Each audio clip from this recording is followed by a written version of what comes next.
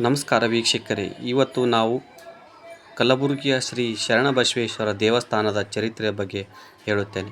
ಶರಣಬಸವೇಶ್ವರ ದೇವಸ್ಥಾನವು ಪ್ರಾಚೀನ ಪಟ್ಟಣವಾದ ಗುಲ್ಬರ್ಗಾದಲ್ಲಿ ಈಗಿನ ಕಲಬುರಗಿಯ ಕಲ್ಲಿನ ಭೂಮಿ ಎಂದು ಹೆಸರುವಾಸಿಯಾಗಿರುವ ಪ್ರಾಚೀನ ದೇವಸ್ಥಾನವಾಗಿದೆ. ಈ ದೇವಸ್ಥಾನವು ಹಿಂದೂ ಧರ್ಮದಲ್ಲಿ ಒಬ್ಬ ಶ್ರೇಷ್ಠ ಶಿಕ್ಷಕ, ತತ್ವಜ್ಞಾನಿ, ಸಂತರಾಗಿದ್ದ ಶ್ರೀ ಶರಣಬಸವೇಶ್ವರವರಿಗೆ ಸಮರ್ಪಿತವಾಗಿದೆ.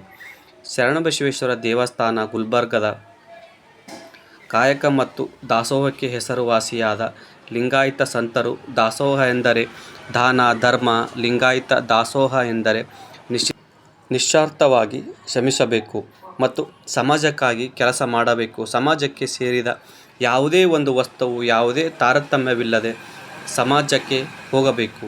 ಲಿಂಗಾಯತ ಧರ್ಮದಲ್ಲಿ ಕಾಯಕ ಎಂದರೆ ಧರ್ಮ, ಆಧ್ಯಾತ್ಮಿಕ, ಸಾಮಾಜಿಕ ಮತ್ತು ಆರ್ಥಿಕ ಮುಂತಾದ ಸಮಾನತೆಗಳ ತೆಗೆದುಹಾಕುವ. ಗರ್ಭಗುಡಿಯಲ್ಲಿರುವ ಶ್ರೀ ಶರಣಬಸವೇಶ್ವರ ದೇವಾಲಯವು ಸಂತರ ಸಮಾಧಿಯನ್ನು ಹೊಂದಿದೆ. ಈ ದೇವಾಲಯ ಸಮೀಪದಲ್ಲಿ ಒಂದು ಸುಂದರವಾದ ಸರೋವರವಿದೆ. ಸುತ್ತಮುತ್ತಲಿನ ಭವ್ಯವಾದ ಸ್ಥಳವು ಪ್ರವಾಸಿಗರ ಮತ್ತು ಭಕ್ತರನ್ನು ಆಕರ್ಷಿಸುತ್ತದೆ. ಶ್ರೀ ಶರಣಬಸವೇಶ್ವರ ದೇವಾಲಯವು ವಾಸ್ತುಶಿಲ್ಪ. ಈ ದೇವಾಲಯವು 12ನೇ ಶತಮಾನದ ಸೇರಿದ ಅದ್ಭುತ ರಚನೆ ಹೊಂದಿದೆ. ಈ ಕೆತ್ತನೆಯಲ್ಲಿ ಗರುಡ, ಗಿಳಿಗಳು, ಹೂವುಗಳು ಮತ್ತು ಆನೆಗಳ ಚಿತ್ರಗಳಿವೆ. ದೇವಾಲಯವು ಸಭಾಮಂಟಪ ಎಂದು ಕರೆಯುತ್ತಾರೆ. ಈ ದೇವಾಲಯವು ಸುಮಾರು 36 ಕಮಾನುಗಳು ಮತ್ತು ಹಲವಾರು ಕಂಬಗಳನ್ನು ಹೊಂದಿದ್ದು, ಈ ದೇವಾಲಯವು ಸೌಂದರ್ಯ ಹೆಚ್ಚಿಸುತ್ತದೆ. ಈ ದೇವಾಲಯವು ಮೊಘಲ್ ಮತ್ತು ಹಿಂದೂ ವಾಸ್ತುಶಿಲ್ಪದ ಮಿಶ್ರಣವಾಗಿದೆ. ಈ ದೇವಾಲಯವನ್ನು ಸುಮಾರು 2 ಶತಮಾನಗಳ ಹಿಂದೆ ನಿರ್ಮಿಸಲಾಯಿತು. 5 ಲೋಹಗಳ ಮತ್ತು ಸಂಯೋಜನೆಯಾದ ಪಂಚಲೋಹ ಕಲಶವನ್ನು ಇಲ್ಲಿ ಕಾಣಬಹುದು. ನಂತರ ಮೊಘಲ್ ಸಾಮ್ರಾಜ್ಯದ ಅವಧಿಯಲ್ಲಿ ಹೈದರಾಬಾದಿನ ನಿಜಾಮರು ಈ ದೇವಾಲಯವನ್ನು ವಶಪಡಿಸಿಕೊಂಡರು. ಸಭಾಮಂಟಪ ಮತ್ತು ಪ್ರದಕ್ಷಿಣಾಪಥ ಇಲ್ಲಿ ಕಂಡುಬರುವ ಕೆಲವು ಅದ್ಭುತ ನಿರ್ಮಾಣಗಳಾಗಿವೆ. ಕಂಬಗಳು ಮತ್ತು ಗೋಡೆಗಳಲ್ಲಿ ಕೆತ್ತಲಾದ ಸಂಕೀರ್ಣ ಕೆಲಸವು ನಿಜಕ್ಕೂ ದೇವಾಲಯದ ಪ್ರಮುಖ ಲಕ್ಷಣವಾಗಿದೆ. ಪ್ರತಿಮೆಗಳಲ್ಲಿ ನವಿಲು ಕೆತ್ತನೆಗಳು ನೋಡಬಹುದು. ಪೀಠವು 7 ಪೀಠಾಧಿಪತಿಗಳನ್ನು ಗುರುತಿಸಬಹುದು. ಸಿಕ್ಕಿಹಾಕಿಕೊಂಡಿರುವ ಸರ್ಪಗಳು, ಶಿಲ್ಪಗಳು ದೇವಾಲಯದ ಸೊಬಗನ್ನು ಹೆಚ್ಚಿಸುತ್ತದೆ. ಗೋಡೆಗಳ ಮೇಲೆ ಶ್ರೀ ಶರಣಬಸವೇಶ್ವರ ವಿವಿಧ ಕಲಾಕೃತಿ ಮತ್ತು ಚಿತ್ರಣವಿದೆ. ಒಳಾಂಗಣವನ್ನು ಚಿನ್ನ ಮತ್ತು ಗಾಜಿನ ಕನ್ನಡಿಗಳಿಂದ ಅದ್ಧೂರಿಯಾಗಿ ಅಲಂಕರಿಸಲಾಗಿದೆ ಮತ್ತು ಚಾವಣಿಗಳನ್ನು ನಿಜಾಮಿ ಶೈಲಿಯನ್ನು ಚಿತ್ರಿಸುವ ಚಾಂಡ್ಲಿಯರ್ಗಳಿಂದ ಅಲಂಕರಿಸಲಾಗಿದೆ. ಶರಣಬಸವೇಶ್ವರ ದೇವಸ್ಥಾನವು ಸಮಾಜದಲ್ಲಿನ ಊಳಿಗಮಾನ್ಯ ಪದ್ಧತಿಯನ್ನು ಮುರಿಯಲು ಶ್ರೀ ಶರಣಬಸವೇಶ್ವರ ಸಂಗಮ ಮತ್ತು ಮಲಕಪ್ಪ ಅವರು ಪೋಷಕರು ತಮ್ಮ ಮಾರ್ಗವನ್ನು ಆಯ್ಕೆ ಮಾಡಿಕೊಂಡು ಮಾದರಿಯ ವ್ಯಕ್ತಿಗಳು. ಅವರು ಮನುಕುಲಕ್ಕೆ ಸೇವೆ ಸಲ್ಲಿಸಲು ಬಯಸಿದರು ಮತ್ತು ಅವರು ಮಾಡಿದ್ದನ್ನು ಬೋಧಿಸಿದರು.